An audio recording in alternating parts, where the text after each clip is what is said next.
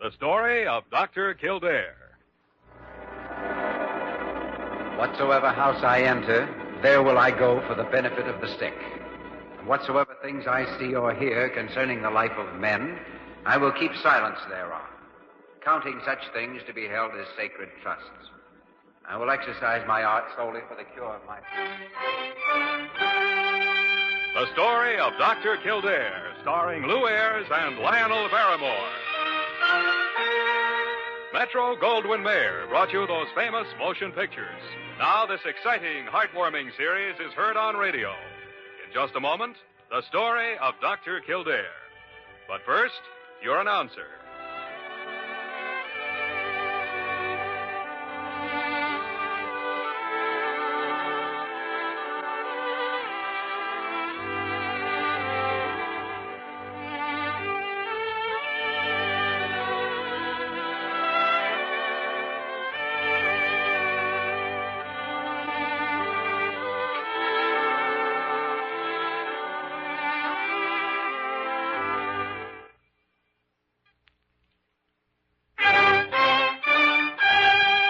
The story of Dr. Kildare, starring Lou Ayres as Dr. Kildare and Lionel Barrymore as Dr. Gillespie.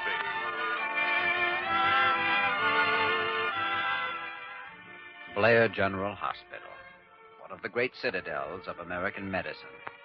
A clump of gray-white buildings planted deep in the heart of New York, the nerve center of medical progress, where great minds and skilled hands wage man's everlasting battle against death and disease.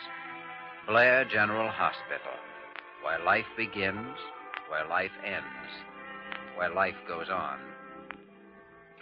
Dr. Kildare, Dr. Gillespie. Well, Parker, what do you want? Sally just called, Dr. Gillespie. Remarkable. You've got to get out of here and hide. From Sally? Well, Dr. Gillespie, what's been going on? Well, she said a man came in the lobby and he has a machine gun and a violin case and a sack full of money and she couldn't stop it. Oh, it's too late. He's here. Is nobody here? In here. Hey, come on in. Oh, I beg your pardon, please. I'm Rico Marchiano, and I look for Dr. Gillespie. Well, you found him. Put your violin case over there and have a seat. Oh, tante grazie. I planned for a long time to come and see you, Doctor, but I need 8 months to work and to save so I can bring this to you. What is it, Mr. Marchiano? It's a donar. Money. Penny, nickel, dime, everything. Well, gestures of this kind are always appreciated. Well, what's it for? It's for my wife, Carmen. She's very sick, and I un dolore. Each week, the pain gets worse. But all the time while I save the money, I think, when we go to the great doctor, he will fix. I hear the people talk about you, senor, and so we are here. You are, at least. Where's your wife? Oh, she's waiting downstairs in the big room where we come in. She's very sick, senor. Oh, all right, Mr. Marziano. I'll examine her and see what we can do. Oh, mille grazie, senor. Mille grazie. Oh, by the way, Mr. Marchiano, now what's in the case over there?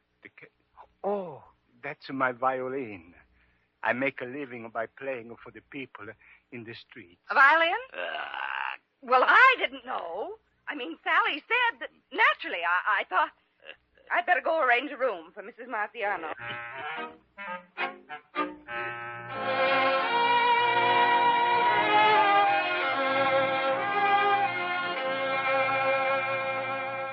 Well, Dr. Gillespie, that's that. All this laboratory report does is confirm what we've thought for 4 days. It's a shame. Why do people do it, Jimmy? With all the publicity cancer's had, why do they still put off going to the doctor until it's too late? Well, in this case, Marciano apparently thought he had to save up the money first. Money. If she'd been brought here 8 months ago, we might have had a chance. But now, money. I know, but No. we can't tell Rico that. No. He's crazy about Carmen, and he thought he was doing the right thing. We can't tell him he should have brought her in 8 months ago. Oh, of course not. No. But we do have to tell him that his wife's going to die. Yes. Well, he'll be here any minute. How long do you think she has, Doctor? Well, you saw those x-rays. I'd say a week, maybe 2 weeks. That's about what I'd estimate. Huh? And we can't do a thing. Dr. Gillespie, Mr. Marchiano's here to see you. All right, Parker. Send him in. Go in now, Mr. Marchiano. Oh, grazie. Buongiorno, signore. Morning, Rico. Oh, it's a fine day outside, signore. The sun is shining, everything is bright, just like a spring. Well, maybe today you find what's the matter with my Carmen, no? Rico, you'd better have a seat. Something is wrong with Dr. Kildare? You tell me, no? Rico, you've heard of cancer. Well, see, is that what's wrong with my Carmen? Yeah. But you will fix? You make everything okay for her, no? Rico, we can't fix. There's nothing we can do. Everybody say you take a Carmen to this Blair hospital and nothing to worry about. They fix everything fine. Oh, I only wish we could, Rico. But this is one of the times we can't. Signore, I walk in here happy just like the bird. It's a beautiful day, and I say, today my Carmen is maybe get well again. But now, the sun no shine, and I feel just like a dead man. I know. We understand. Would you like to go on up and see your wife now? No. Grazie, no. Because she look at my face and see the heart inside of me is dead. And then she ask, Rico, why this look? No, signore. First, I go sit in the park. I come back a little while. Arrivederci. Confounded tarnation.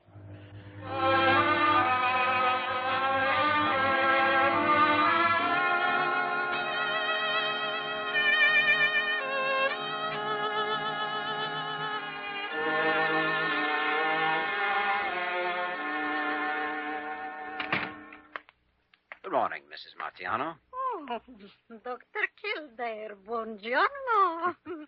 How do you feel? Oh, it's not too bad. This morning, I'm not thinking I'm a lie here in bed. For 1 hour, I'm a live in a place so far away. Where is that?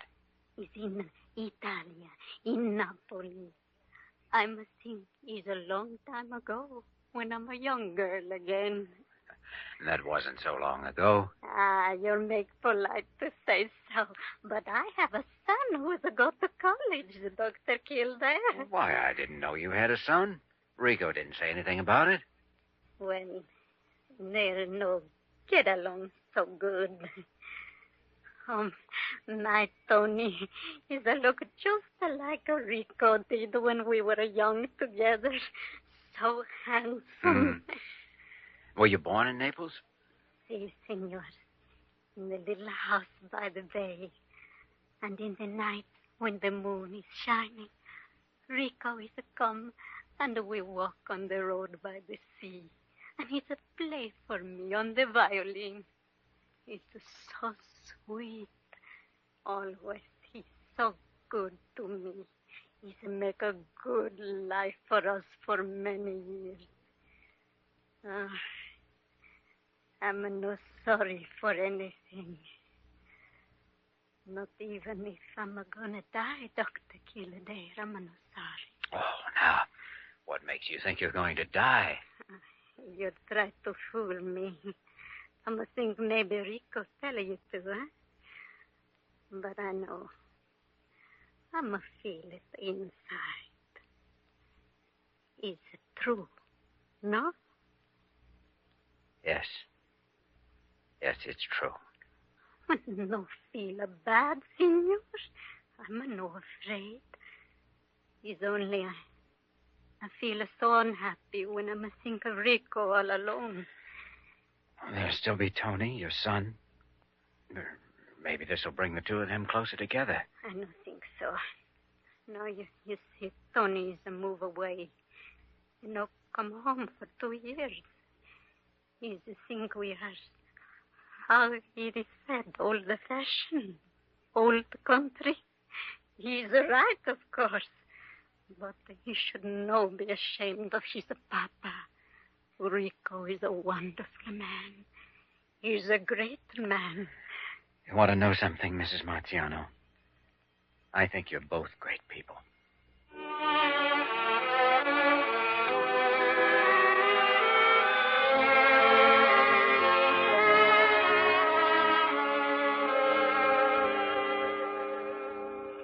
Jimmy, probably one of the hardest things a doctor has to learn is to keep his emotions separated from his profession. I know.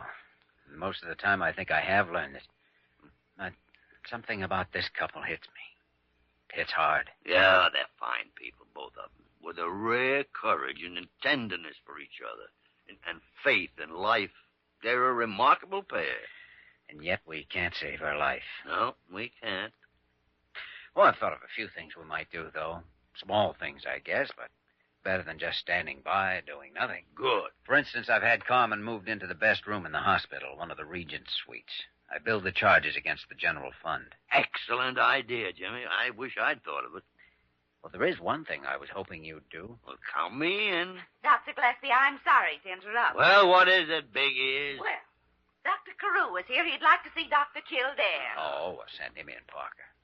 Good afternoon, gentlemen. It was. Dr. Kildare, I have been informed that you made a very irregular charge to the general fund. Oh, most irregular indeed. I suppose you mean Mrs. Marchiano's room, Dr. Carew. Quite so, and it simply can't be done, you know.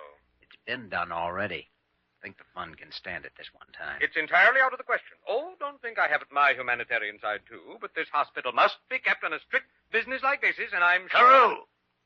I am amazed that the name Marchiano doesn't mean anything to a great lover of music like you. Well, I suppose I do know Marchiano. Huh. At the moment, it seems to slip. You must remember the famous modern opera, La Burrasca?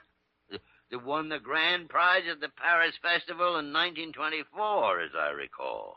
Huh? Oh, yes. Yes, indeed. I'd forgotten for the moment. Yeah.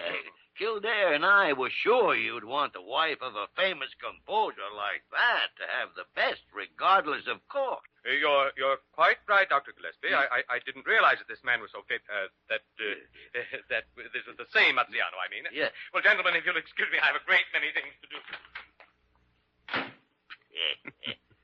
La Burrasca. You know, it'd be remarkable if there really was an opera by that name. Well, Jimmy, let's go to work.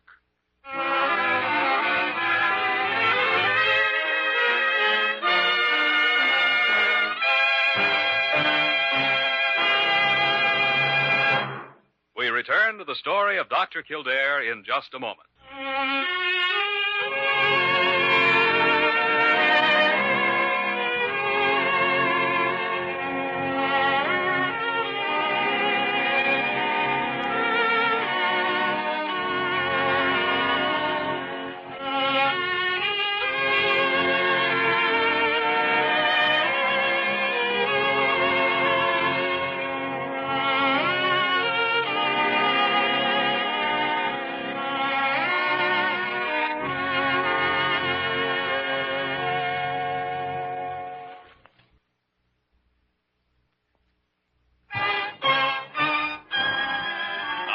Continue with the story of Dr. Kildare, starring Lou Ayres as Dr. Kildare and Lionel Barrymore as Dr. Gillespie.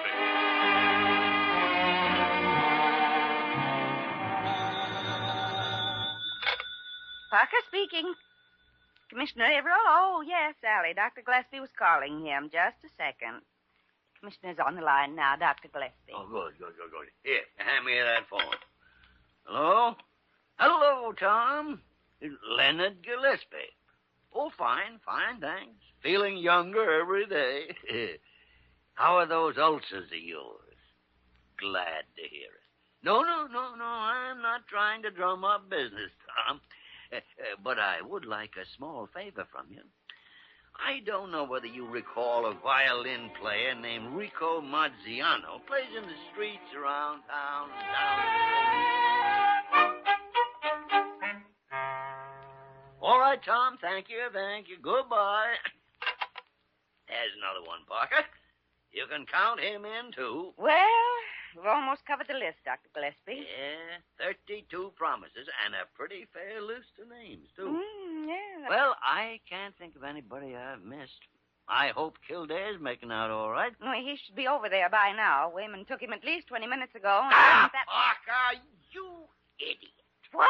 You nearly let me forget the most important one of all. I let you. Well, how should I know?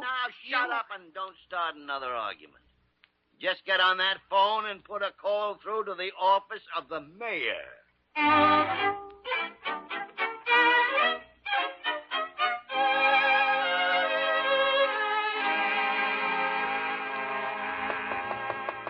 Just a second. Yes? Are you Tony Marchiano? Why, yes. My name is Kildare. I'm a doctor on the staff at Blair General Hospital. You mind if I come in? Well, Thanks. You don't have me mixed up with somebody else, do you? No, I don't think so. You're a law student here, and you're Rico Marchiano's son, aren't you? Yes, but did my father send you here? No. Neither of them knew I was coming.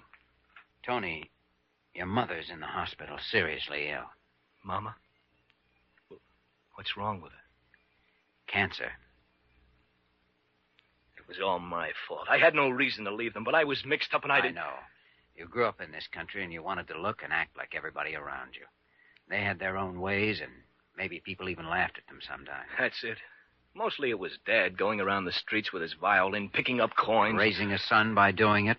Holding the love and admiration of a pretty, wonderful woman. I know that. I knew it a week after I left, but I couldn't go back. Pride, I guess.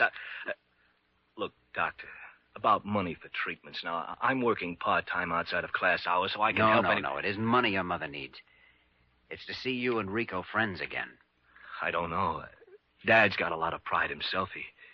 He may not be willing to forget. Like to bet? I just hope he will, that's all.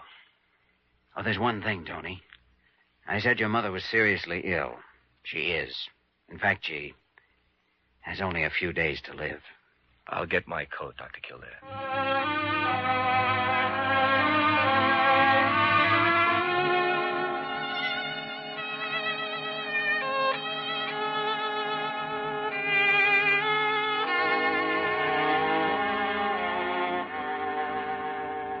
I tell you again, I can't understand. Understand what, Rico? Well, look at this room, all filled up with the flowers. Everybody's sending of flowers and a telegram. Look at this one. It says, my sincere wishes for a speedy recovery for your lovely wife, your friend, Commissioner Tomas Avaril. But this man I no see in my life. But that doesn't make no difference. He see you. It's just like I tell him, Dr. Gillespie. My Rico is a great man, but he not thinks so. Madre Dio. Still, I can understand. Who is it? Only one way to find out. Come in. Oh, Kildare. Hello, everybody. Mind if I bring in a visitor? Hello, Mama. Papa. Tony. Oh, Antonio mío. How are you, Mama? Oh, Dios mío. Before I had the heart froze with ice, but now you are come. I must start talking like the river at Napoli in the springtime. Tony, you speak with your father. You be friends, huh? Antonio. I can't find no words to say. Papa, I'm sorry. Sorry? But for what are you sorry? I said things I didn't mean. Oh, that's nothing. It's no matter now. What you say one time and make me ashamed that I'm a nobody. And I can't forgive you. But now it's different. Look, my boy, look, this is a telegram. It's from a big people who call me their friend. Look, come on, you read. Read with me. This one is from the commissioner. Gillespie speaking. You don't say so, Carew. Well, maybe you don't have the right spelling of the name. All right. Meet me in my office in 3 minutes. I've got some telegrams I want to show you. Goodbye. What's the matter? Is Carew finally caught on? Pipsqueak. He's coming up for air for the 3rd time. You stay here, Jimmy. I'll shove his head underwater again.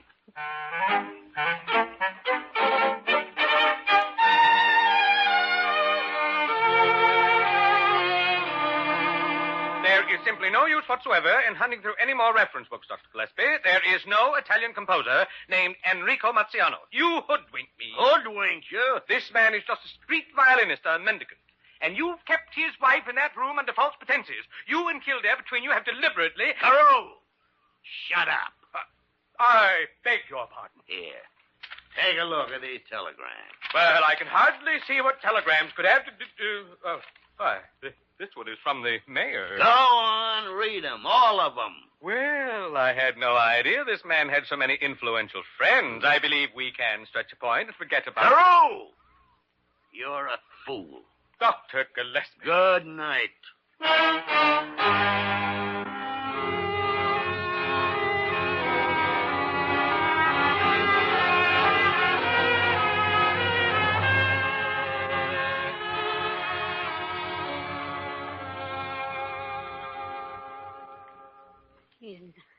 Is a fine thing you do for us, Dr. Kildare.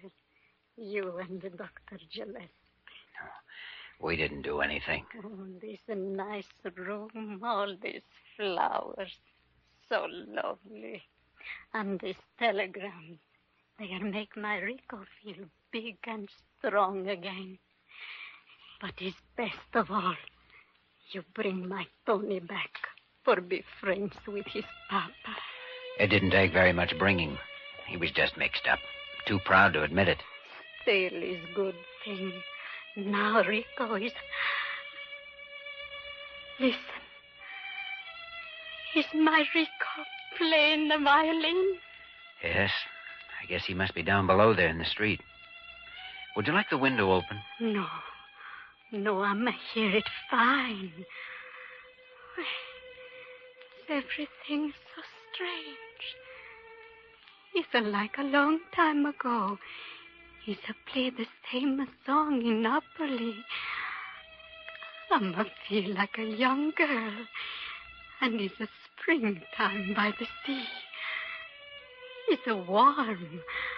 And I'm a walk on the road with Rico. Happy like a bird.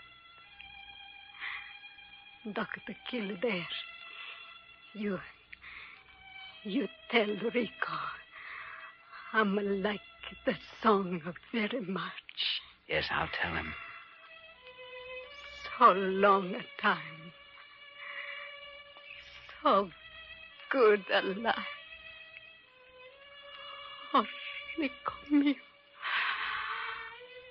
Rico.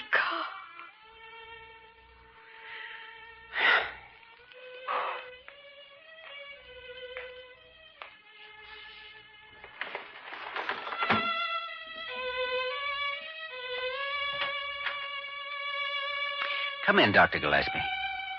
Parker said the Marchianos were leaving early, so I wondered if... Oh, when, Jimmy? Just now. Oh, that's too bad. That's Rico out there, huh? Yes. But I don't think he's really out there at all. I think he's on a road near Naples in the moonlight, serenading a beautiful young girl. A long time ago.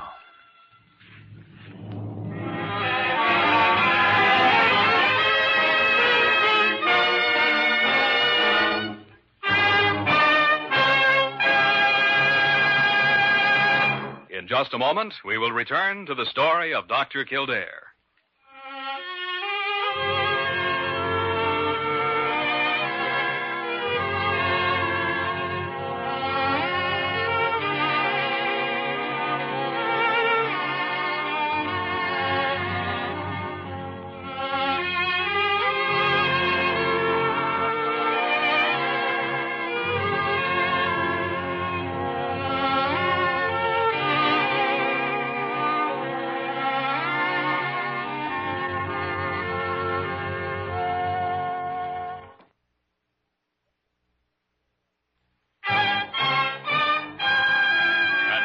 once again the story of Dr. Kildare, starring Lou Ayres as Dr. Kildare and Lionel Barrymore as Dr. Gillespie. What a session that was. What's the matter, Jimmy? Tough case this morning? Yeah, obstetrical. Turned out okay. 7 pounds, 4 ounces. Mother and son getting along nicely. Why did we do it, Dr. Gillespie? Why do we do what? Become doctors. Well? Last night, Carmen Marchiano died. This morning, I deliver a new baby. Score 1-1. So what's it all add up to? Life? And death. Well, they're both counterparts of the same thing. What is that same thing? Well, now. The Society for Dealing with Profound Questions is now in session. Dr. Kildare has just asked what is the same thing. Dr. Kildare is a brilliant young physician and surgeon who was occasionally troubled by a hole in his head. And at such times, he thinks he doesn't want to be a doctor. All right. The witness withdraws the question. Maybe I am tired. Last night hit me pretty hard, but when you come right down to it, I guess if I couldn't be a doctor, I wouldn't want to be anything else in this world.